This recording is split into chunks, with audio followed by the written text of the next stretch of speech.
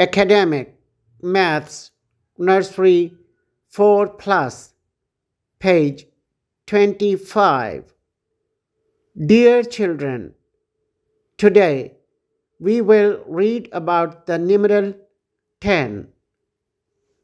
Say aloud and trace with fingertips.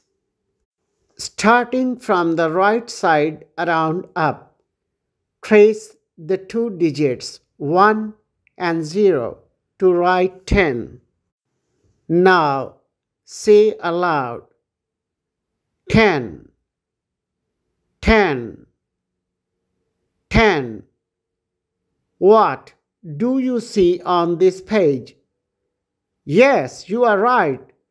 10 flowers. That's good. STEAM activity.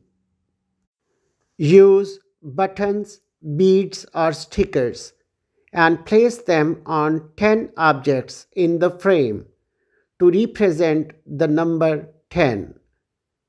Ask your teacher to help you with this interesting activity. You may use your favorite buttons, beads, and stickers to complete this task. Think and tell. How many fingers are there on both hands?